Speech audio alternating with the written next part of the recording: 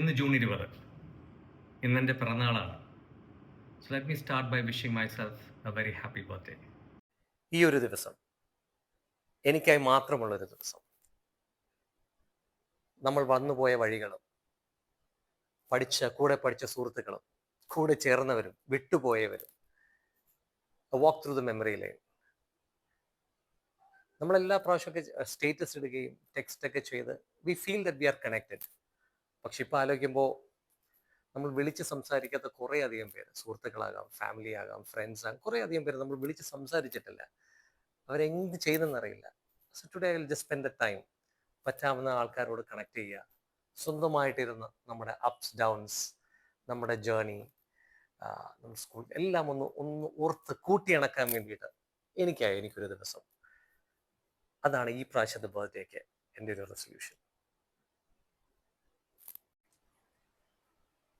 കഴിഞ്ഞ വർഷം എൻ്റെ ബർത്ത്ഡേക്ക് ഏറ്റവും അധികം കേക്കുകൾ മുറിക്കുകയും, ഞാൻ എൻ്റെ കൗണ്ടൊന്നും പറയുന്നില്ല, പക്ഷെ കുറച്ചധികം ഒരു 3-4 ദിവസമായി പല സ്ഥലങ്ങളിൽ വെച്ച് എൻ്റെ ബർത്ത്ഡേ സെലിബ്രേഷൻ ഉണ്ടായിരുന്നു. അതിൽ ഏറ്റവും മനോഹരം എന്ന് പറയുന്നത് എൻ്റെ കുടുംബ വീട്ടിൽ ഡാഡിയും മമ്മിയും എൻ്റെ റിലേറ്റീവ്സ് ഒക്കെ ആയിട്ട് ഞാൻ സ്പെൻഡ് ചെയ്ത ഒരു നല്ലൊരു ദിവസമായിരുന്നു. ആ ദിവസം കഴിഞ്ഞ് 2 ദിവസം കഴിഞ്ഞിട്ട് എപ്പോഴും നമ്മുടെ വീക്കെൻഡിനാണ് നമ്മൾ സെലിബ്രേറ്റ് ചെയ്യുന്നത്. അന്ന് കുറേയധികം തമാശകൾ പറയുകയും കുറ്റപ്പെടുത്തുകയും കളിയാക്കുകയും ചിരിക്കുകയും ഇക്കളാക്കുകയും കെട്ടിപ്പിടിക്കുകയും ഒക്കെ ചെയ്ത നല്ലൊരു one of my most memorable moments with my dad. പക്ഷേ I never thought that will be the last time that we would spend such a beautiful moment together. കാരണം 2 ദിവസത്തിന് ശേഷം എനിക്കൊരു യാത്ര ഉണ്ടായിരുന്നു, ഒരു 3 ആഴ്ചത്തേക്ക്.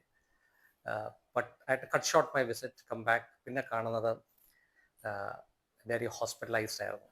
It was in a coma stage. പിന്നെ ഉറക്കമായിരുന്നു ഒരു 5 മാസം. ഒരു ഡിസംബർ 2-ാം തീയതിയോടുകൂടി പുള്ളി വിട്ടുപോയി. ഞാൻ പറ്റാവുന്നതൊക്കെ വീക്കെൻഡ്സിലൊക്കെ എങ്ങനെയെങ്കിലൊക്കെ സമയം കണ്ടെത്തി പുള്ളിയോട് കൂടി സ്പെൻഡ് ചെയ്യാൻ നോക്കുമായിരുന്നു.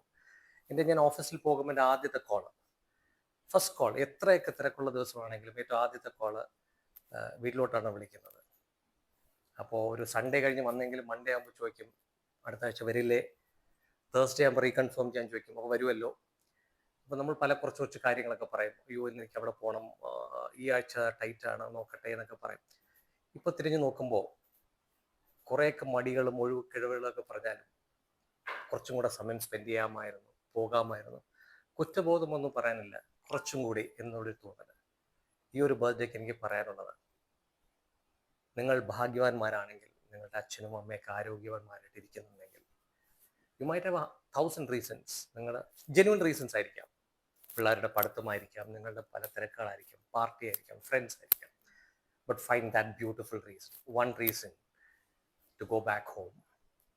ഒന്ന് അവരെ പിന്നെ കെട്ടിപ്പിടിക്കുക, ഒരു ഉമ്മ കൊടുക്കുക, കുറച്ച് സമയം സ്പെൻഡ് ചെയ്യുക. കാരണം ഇപ്പോൾ അവരുടെ സെക്കൻഡ് സ്റ്റേജ് ഓഫ് ചൈൽഡിഷ്നെസ് ആണ്. നമ്മൾ സ്കൂളിലിരിക്കുമ്പോൾ നമ്മൾ അവരെ മാതാപിതാക്കളും വരുമോ, ഡാഡിയും മമ്മിയും വരുമോ, നമ്മളിങ്ങനെ ആകാംക്ഷയോട് നോക്കിയിരിക്കും. വീട്ടിലാവുമ്പോൾ അവർ ഓഫീസിന് എപ്പോൾ വരുമ്പോൾ ഒരു പൊതിയും കൊണ്ടുവരുമോ എന്നൊക്കെ നമ്മളിങ്ങനെ ആകാംക്ഷയോടെ കാത്തിരിക്കും. അതുപോലുള്ള ഒരു റിവേഴ്സ് എഫക്റ്റാണ് ഇപ്പോൾ അവർ നമുക്ക് വേണ്ടി കാത്തിരിക്കുന്ന ഒരു സമയമായിരിക്കാം. You will never get back those moments. So my request is, find that one beautiful reason to make them feel happy. Find one good reason to be with them. Have a good day.